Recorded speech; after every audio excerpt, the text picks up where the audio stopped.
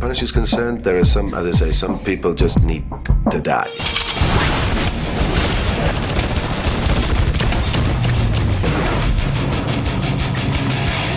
I thought it was very flattering for the studio to come to me and for Marvel to come to me. Having something that has such a huge following, it's quite a compliment to get an offer like this.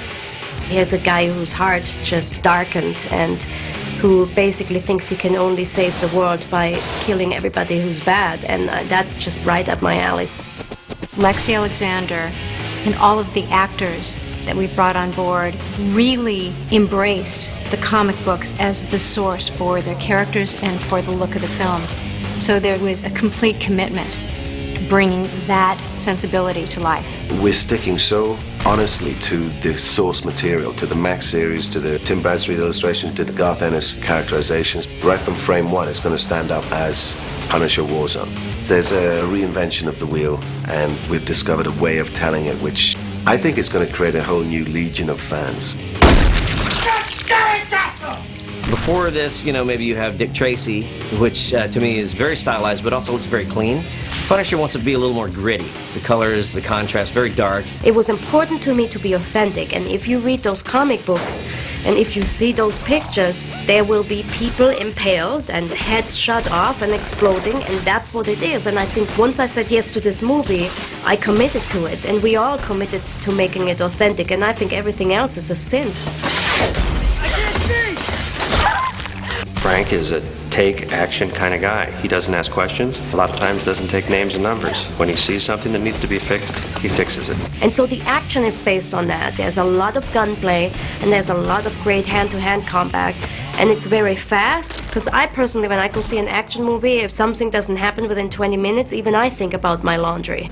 We have sequences that take place throughout every imaginable urban setting.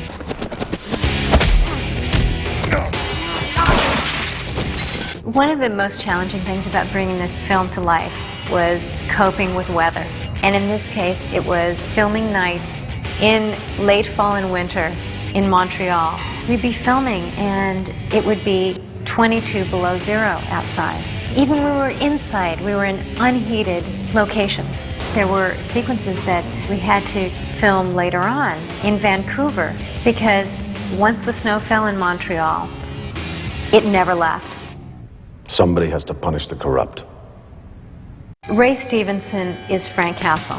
From the time that he walked in the door, he was a Tim Bradstreet cover brought to life. He's so into this character. He has the perfect height and the perfect size, and he's been working out and he's been getting into guns. It wasn't my wish that people would actually walk out the cinema wanting to be the Punisher. To say that people want to be the Punisher is to say, well, do they want to be Frank Castle? If some people want to be the Punisher and tool up and right the ills of their life and punish people, they're in denial. Frank Castle himself is in such a dark place. He's in a tunnel without any light. I think if anything makes this movie work, it's Ray Stevenson.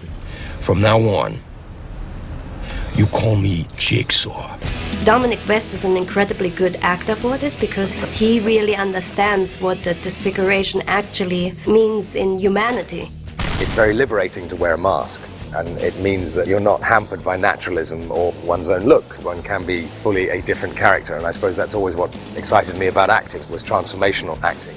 I get very nervous doing fights, and it was interesting fighting with Ray because he's done a couple more than me so far, and he's completely calm, which is exactly how you have to be, otherwise you're going to hurt each other.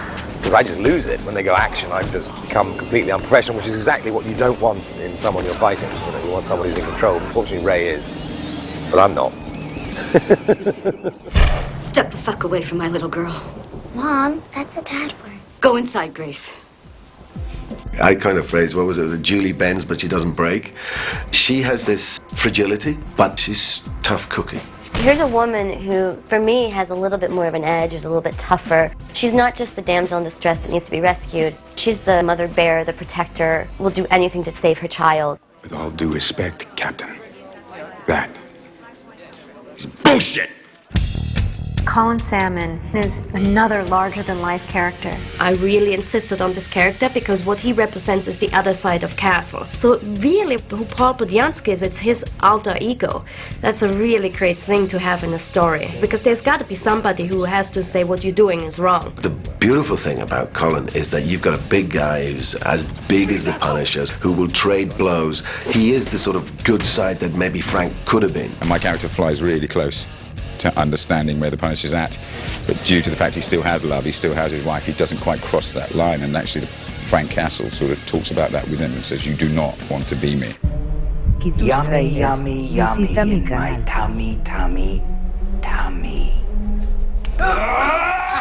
LBJ is not a character from the comic book, but a character that Lexi created. Doug Hutchison plays a great psychotic character. This part could be boring if it wouldn't be for him playing it. What's interesting about Looney Bin Jim is that when they pick me up at the asylum and we escape, I'm on medication, but then I don't take my medication with me. So that by the end of the movie, when I have this incredibly insane fight with the Punisher, I'm just unleashed. We feed off each other's pretended insanity. There's this intense brotherly love between us. We'll do anything for each other. And so we've been trying to find windows of opportunity to show how much we love each other. So we're trying to up that as much as possible because it just makes it more weird. Don't worry, I'm here. Give me your fucking gun. Dash and I have a little bit of history because he was in my first short film and I've known him for a long time.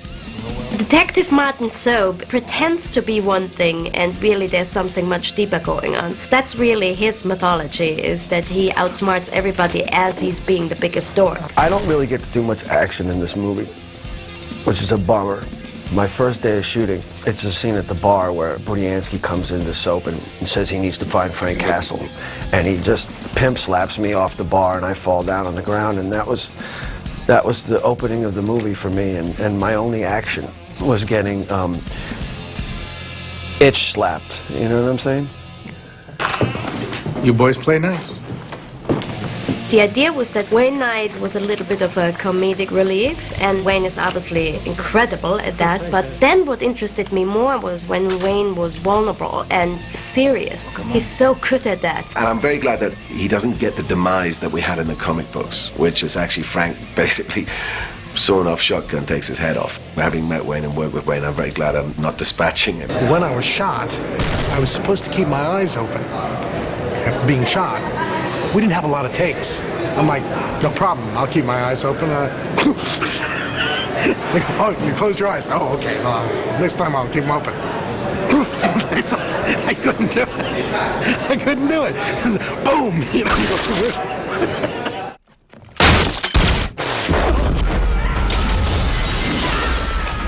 It's so exciting to be able to bring all of these elements together.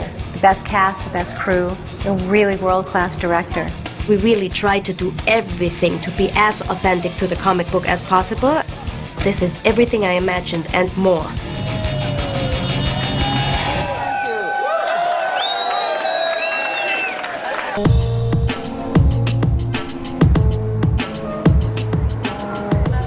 Today we're working with members of the Marine Corps and Forces Recon. We're going through weapons awareness and some of the military practices, room clearances, multiple opponent situations, changing weapons, familiarity with placement and movement through a space with a defined objective. Over here, your weapon's down. When you make your decision, get it up. It's all one-armed, elbows in, and then push, bang. And as you make entry in, you'll take a look, you see what it is. You make a decision whether you want to engage the targets that are in there, or whether you want to come back and get behind that wall and think about it. Remember, the friendly has a white mask on. Said friendly has a white mask on. I say that so he doesn't shoot me. Make a transition, nice and smooth, no race. Shoulder it, get it all the way up. Drop that left hand when you're ready. Keep moving through, keep moving.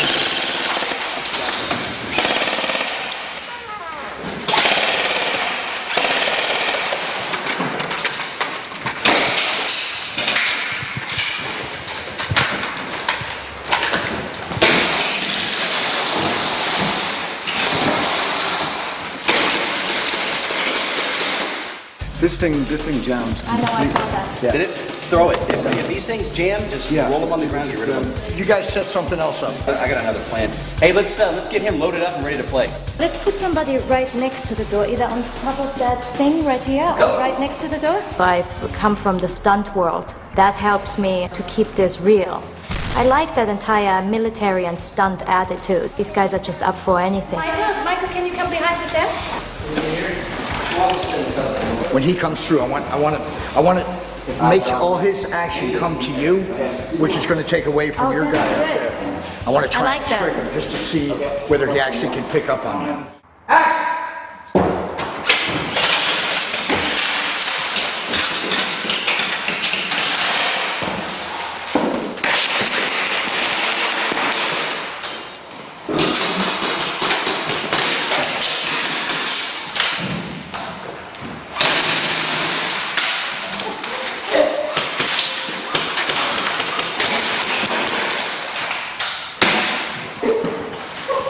Right to the next door, man. Keep moving. There you go. Now, when you're ready, weapon up first. Get your weapon up, ready to bring the fire. Go. Very nice. That was very Francesco. Ray, don't you take body shots? Why think you hit me in the head like 30 times? Right after you killed him, he saw me, it was like 3 right to the head, like straight on. Perfect. There was just one thing that when he came in. I know this is in the way. You see him, boom, you take out this target, you see him, you're still moving away from cover. Boom, you see this guy right here? I'm moving. Even if you move away from somewhere, you can always move back to it if that's where you want to be. In one process, you're thinking about it all the time. You're just thinking. And eventually, it's to get that thinking out of the way. Right, and just do it. So it's like when you learn to drive a car. Right, exactly. Once you pass your test, that's when you learn how to drive. Right. So you're doing everything up to proficiency, but then you learn. It's probably the most rigorous training that I've ever been involved with. Basically, we start crack of dawn, sort of 5:45. We're up. We do our military and weapons training, and then we do our mixed martial arts training. After we finished our stretching, hike, and our grab bar, which is a bunch of calisthenic exercises, we would then do fight training. One of the things that you must realize is that an actor who does an action film has to be in better condition than a fighter, for example, a world championship boxer. A world championship boxer prepares for a championship match which is going to last 15 rounds. And yet an actor might have to fight 5 days a week, 12 hours per day. So the actor who's going to do action films has to be in better condition. Okay, the next thing we're going to go through is some defense.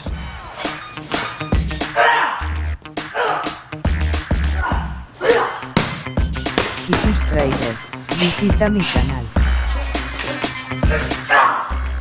What we're going to do is we're going to do a couple of multiple attacks where there's more than one attacker.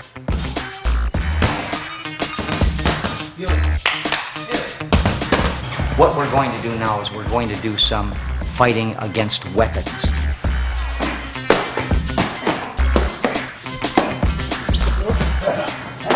You're done. And you're back to set as well.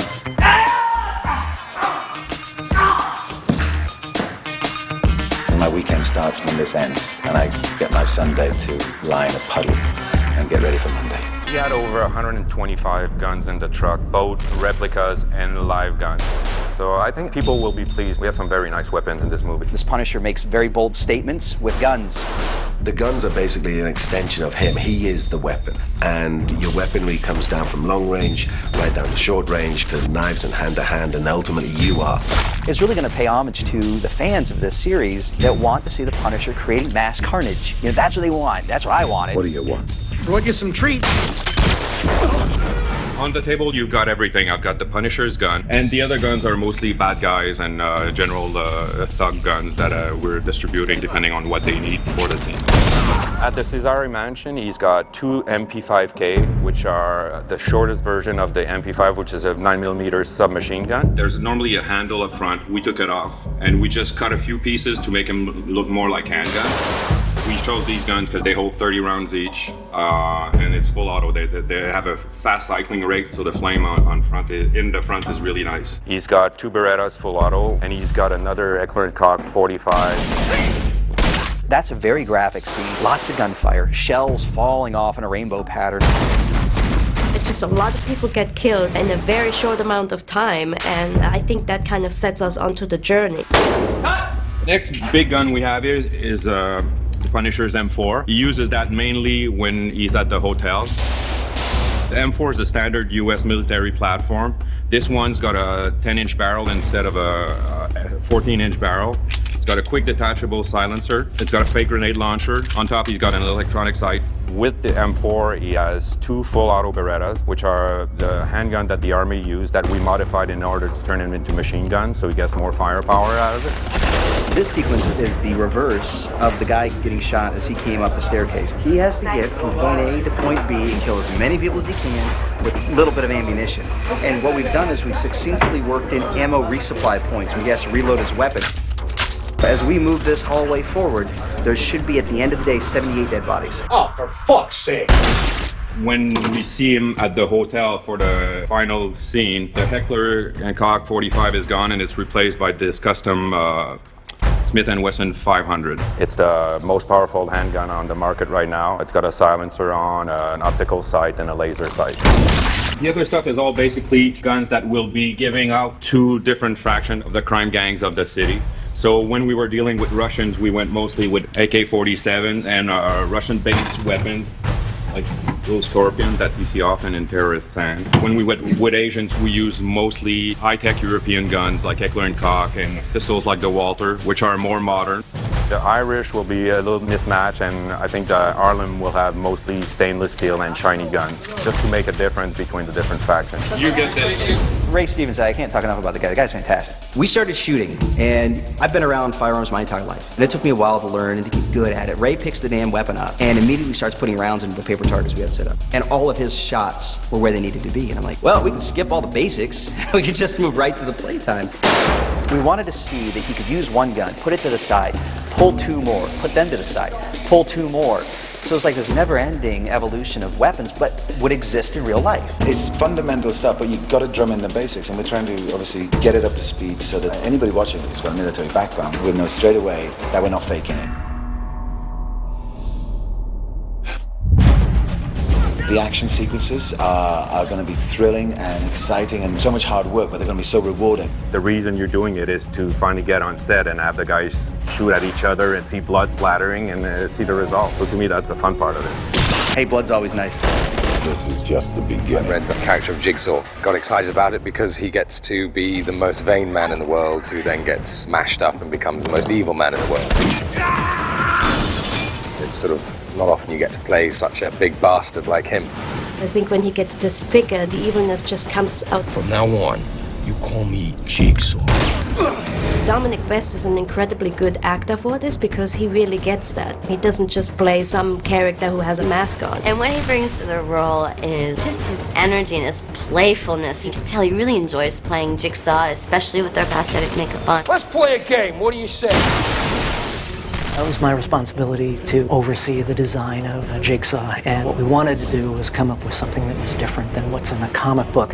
What plays in comic books doesn't usually play on screen, and what we had to do is come up with something that was much more sophisticated and relatively gruesome, something that when you see him reveal in the film, it does turn your stomach and you truly want to look away. Statistically speaking, you shouldn't have been able to survive that. Your facial muscles, bone structure, everything was destroyed. Just take it off already.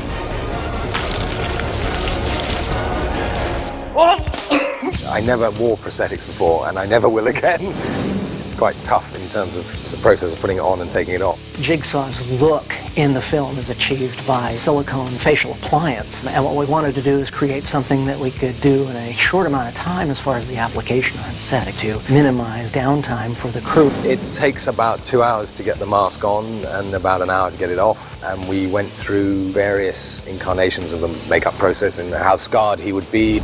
Miracle surgery. One of the things that I love about Jigsaw is he has this very large, weird eye, and if you could do a close-up on that eye, you'd actually find that not only is his face all stitched together, but his eye on the one side is actually stitched together by little pieces. They said it's the easiest way to do the look, to make me look like I've been ground up in a glass crusher. You look fantastic, bro. Initially, I really got very excited about looking at myself in all the Jigsaw makeup, and then I stood up and I caught myself in the mirror and went, fuck, what have I become?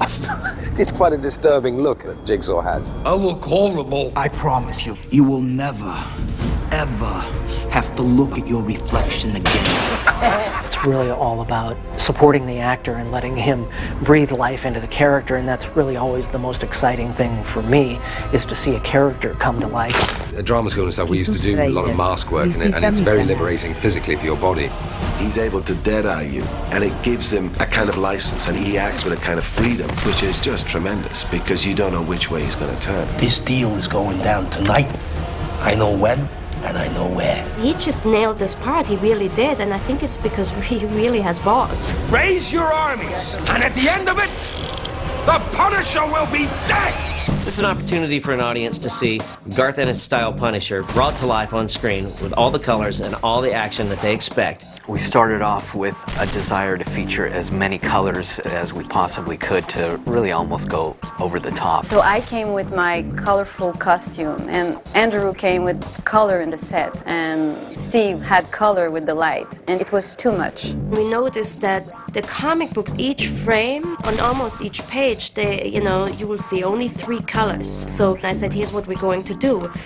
Every location can only have 3 colors. Sometimes red would be the primary color, and then we'd pick complementary colors like brown and yellow or something that really played into a very minimal color palette. Myself, Lexi, and the production designer sat down and went through the script and decided, well, this scene should be more of a green hue, like the police station during the daytime is a green look.